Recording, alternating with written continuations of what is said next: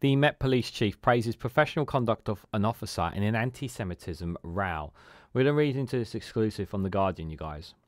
Let's go.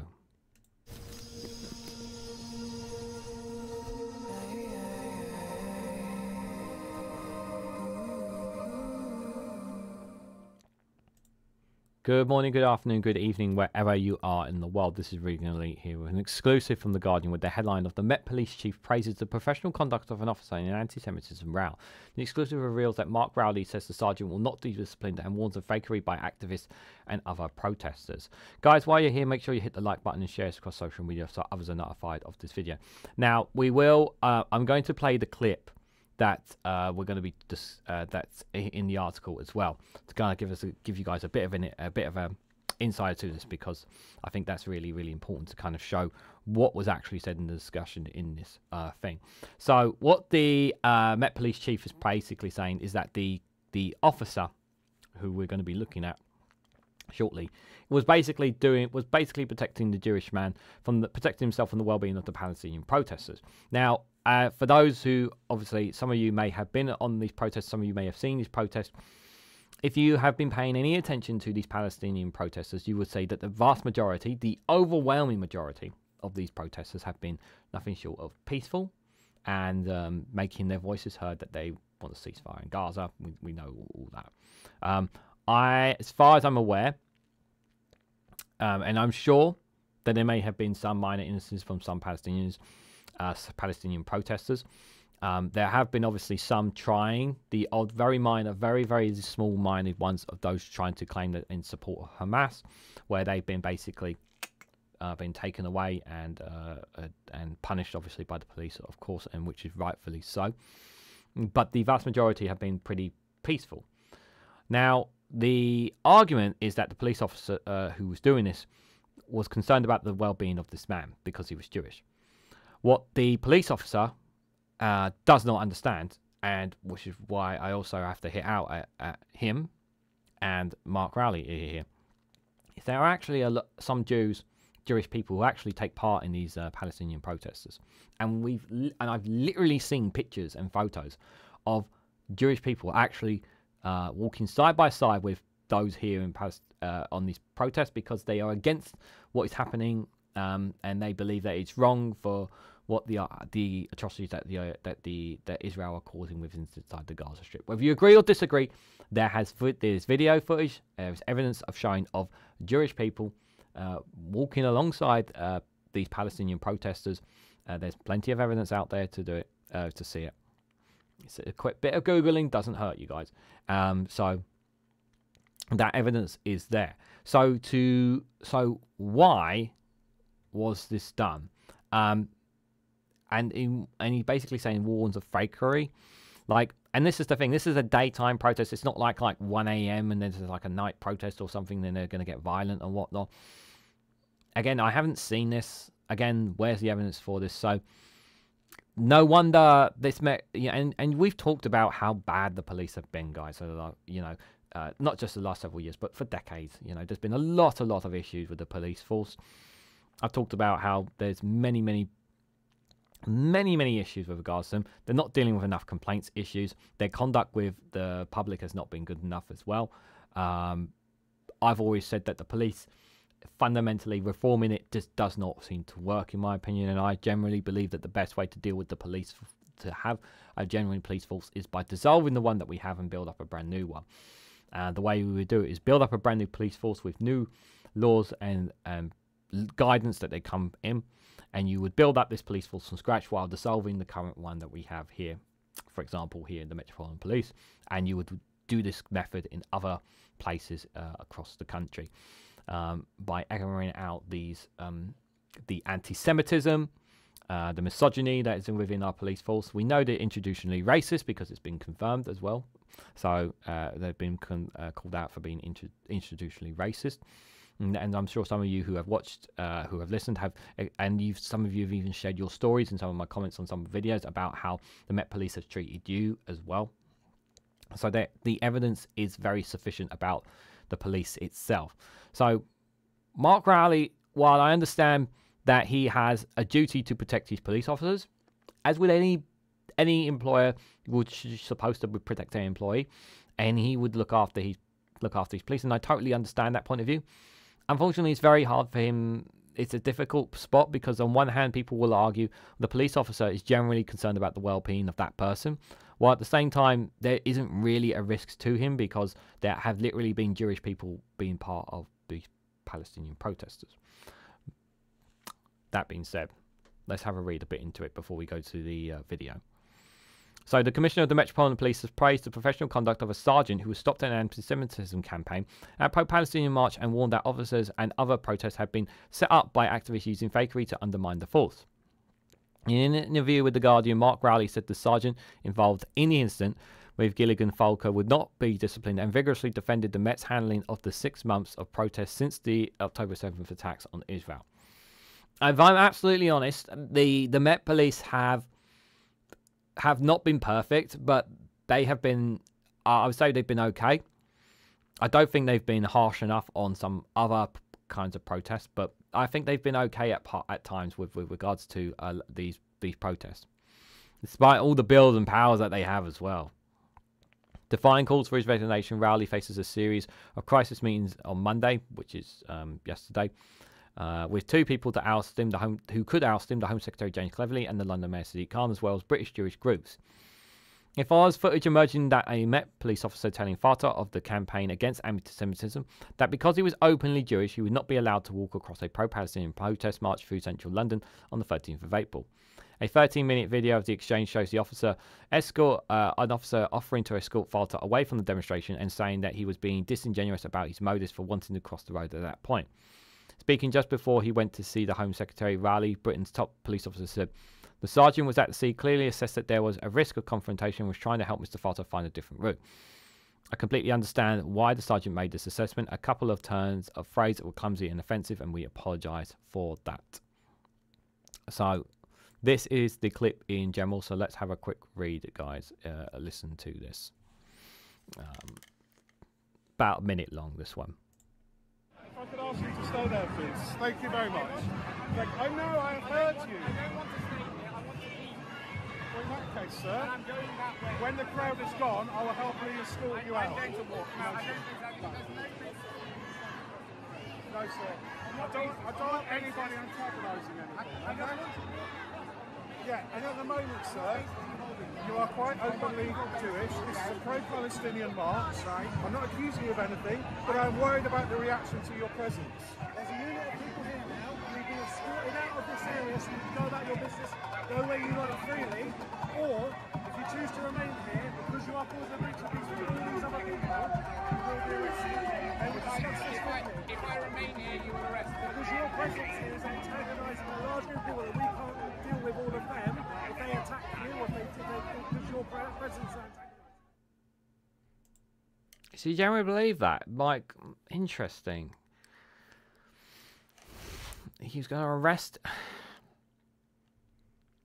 Yeah, that doesn't look... That's a very good image there. Like, he's trying to claim that he's trying to protect him. Like, I didn't see, like, obviously, I didn't see in that clip, like, any of the protesters looking like, oh, look, it's a Jewish person, attack him, or any verbal or physical confrontation towards him at all. I mean, you could argue maybe that there was police officers around him, maybe, but this is quite a stretch from the police officer. It's a difficult one to assess completely. So the wider actions and intent of the officer were professional in the best tradition of British police trying to prevent disorder.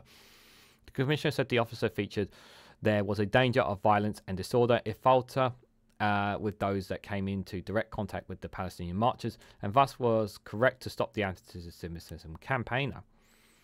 Rowley said the public would be horrified if we said, well, it's obvious if the two groups came together, it's going to be a massive fight. We'll stand back and wait till what happens and pick up the pieces afterwards.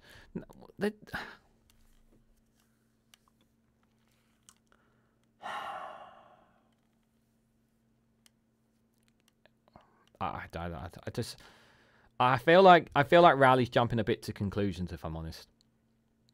Rowley said the officer would not be sanctioned and would allow the police protest again. The crisis worsened for the Met after a statement from an assistant commissioner, Nat Twist, had to be withdrawn after the force was accused of victim blaming by Falter and his supporters.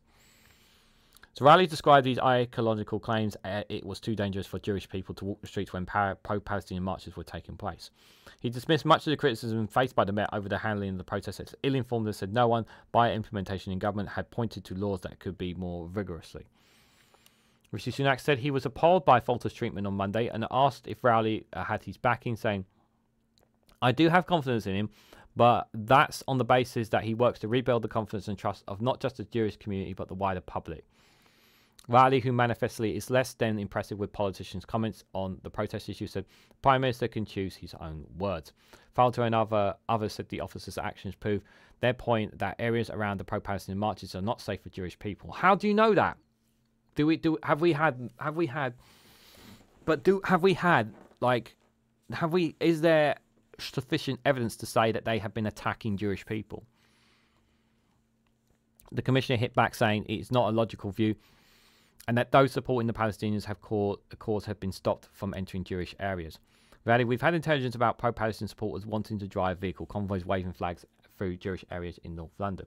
Now, there's nothing illegal about them doing that. No, there isn't. There's nothing that's not peaceful about those Jewish communities, but it's clearly likely to spark some sort of conflict there, and we've prevented them from doing it.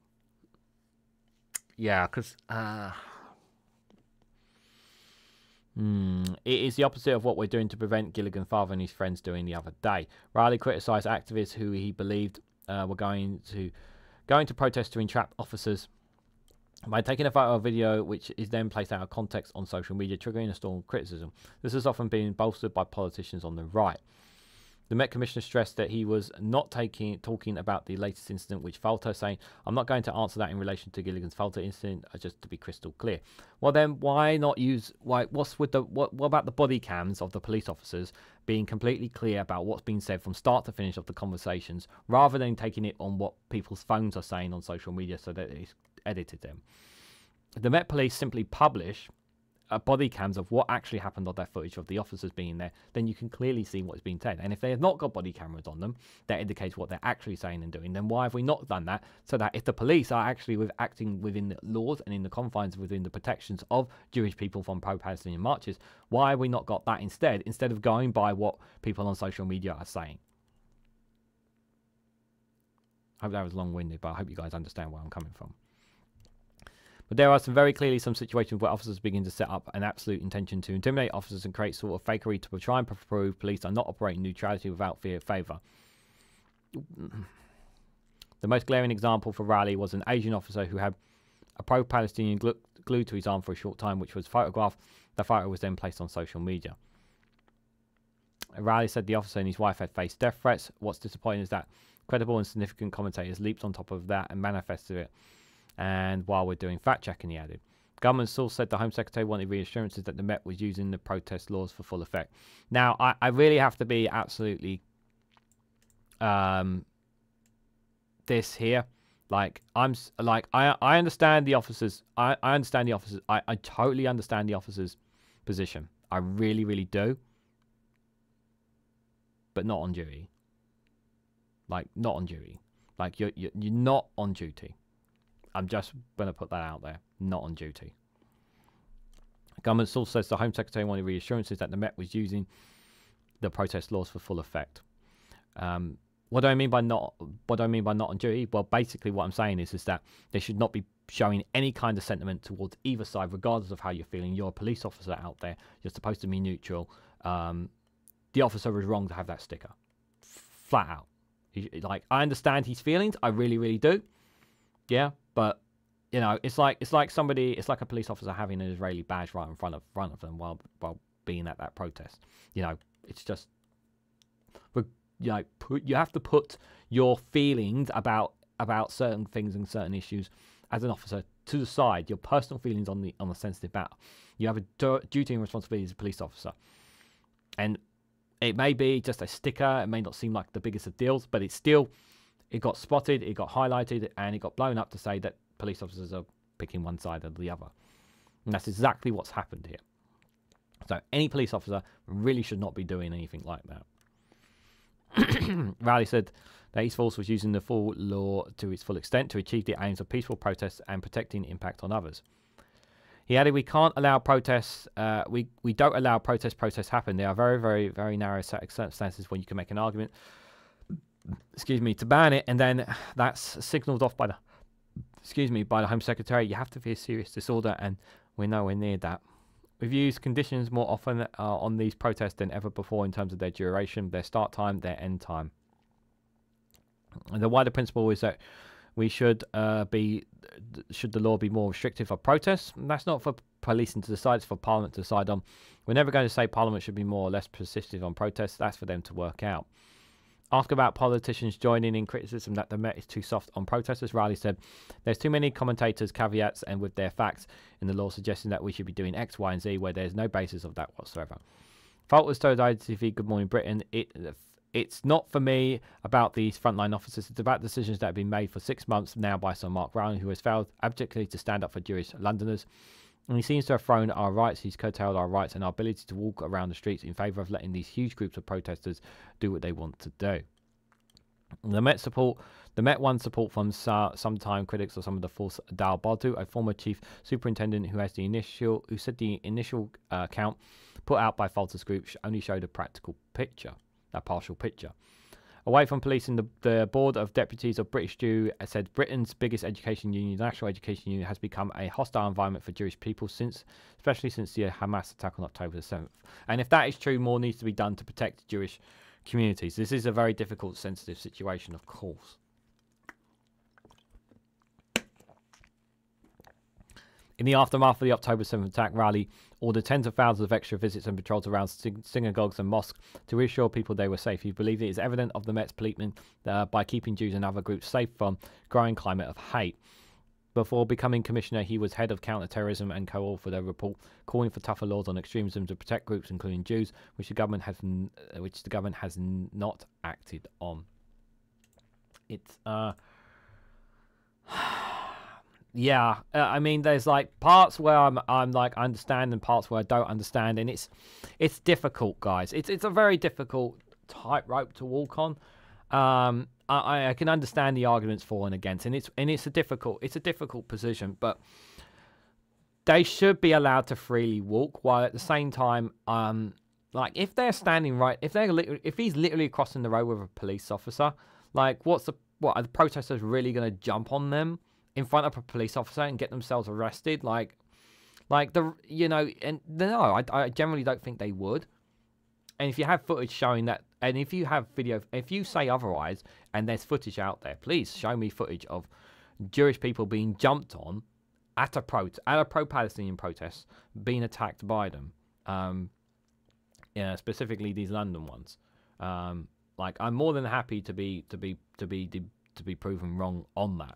But I've not, because if that was true, if those cases have happened, yeah, where Jewish people who have seemingly crossed the road or whatever near pro-Palestinian protesters, right?